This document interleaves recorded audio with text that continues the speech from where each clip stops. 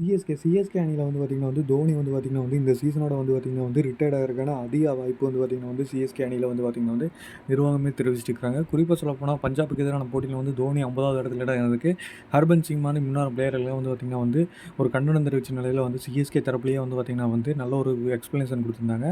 குறிப்பாக சொல்லப்போனால் வந்து கன்வே இருந்திருந்தால் வந்து பார்த்திங்கன்னா வந்து தோனி வந்து பார்த்திங்கன்னா வந்து ஒரு இம்பாக்ட் பிளேயராக ஆடி இருப்பார்.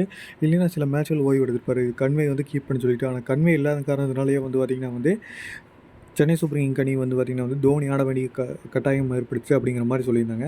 இப்படி இருக்கலாம் வந்து பார்த்திங்கன்னா வந்து சிஎஸ்கே அணிக்கு வந்து பார்த்திங்கன்னா வந்து இந்த வருஷம் பிளே ஆஃப்ஸ் போகிறக்கு ஒரு நல்ல ஒரு வாய்ப்பு இருக்குது. அது மட்டும் இல்லாமல் இந்த தாடி வந்து பார்த்திங்கன்னா வந்து ஃபைனலில் சேப்பாக்கில் நடக்கிறங்காட்டி வந்து பார்த்திங்கன்னா வந்து தோனி கையில் வந்து பார்த்திங்கன்னா ருத்ராஜ் கைவாடு வந்து பார்த்திங்கன்னா கோப்பையை வழங்கிட்டு தோனி வந்து ரிட்டையர்ட் ஆவார் அப்படிங்கிற மாதிரி வந்து பார்த்திங்கன்னா வந்து சொல்லியிருந்தாங்க. ரசிகர்கள் மட்டும் நிறைய சோசியல் மீடியாவில் வந்து பார்த்திங்கன்னா வந்து செய்திகள் பரவப்பட்டு வந்துச்சு. இப்படி இருக்கல வந்து பார்த்திங்கன்னா வந்து தோனி அடுத்த சீசன் ஆடுறது வந்து பார்த்திங்கன்னா வந்து ஒரு இம்பாசிபிளான ஒரு விஷயம் தான். காரணம் என்னென்னு பார்த்திங்கன்னா அடுத்த வருஷம் வந்து பார்த்திங்கன்னா மெகா ஆக்ஷனுங்கும் போது வந்து பார்த்திங்கன்னா சிஎஸ்கே அணியில் வந்து பார்த்திங்கன்னா முக்கியமான வீரர்களை வந்து ரிட்டர்ன் பண்ண பார்ப்பாங்க.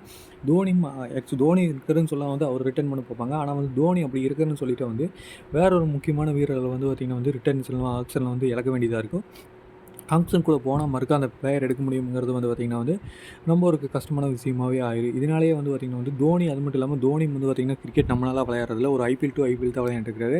அது மட்டும் இல்லாமல் அவரோட பாடி ஃபிட்னஸ் வந்து பார்த்திங்கன்னா வந்து முன்ன மாதிரி இல்லாத காரணத்தால் வந்து பார்த்திங்கன்னா வந்து தோனி வந்து பார்த்திங்கன்னா வந்து இந்த வருஷத்தோட வந்து விலக போகிறாரு. தோனிக்கு பதிலாக வந்து பார்த்திங்கன்னா வந்து ஒரு இந்தியன் விக்கெட் கீப்பரை வந்து பார்த்திங்கன்னா வந்து பார்த்துட்டு இருப்பாங்க. குறிப்பாக சொல்லப்போனால் வந்து துருவ் ஜுவேல் மாதிரி ஒரு விக்கெட் கீப்பர் பேட்ஸ்மேனுக்கு வந்து பார்த்திங்கன்னா வந்து இந்த ஆக்ஷனில் வந்து கடும் போட்டியாகும். அது மட்டும் இல்லாமல் கேஎல் ராகுலும் வந்து பார்த்திங்கன்னா வந்து எல்ஐஜிலேருந்து கருத்துப்பட்டு கடுமையாக விலகினார்னா வந்து அவருக்கும் வந்து பார்த்திங்கன்னா வந்து சிஎஸ்கே போட்டி விடுவாங்க.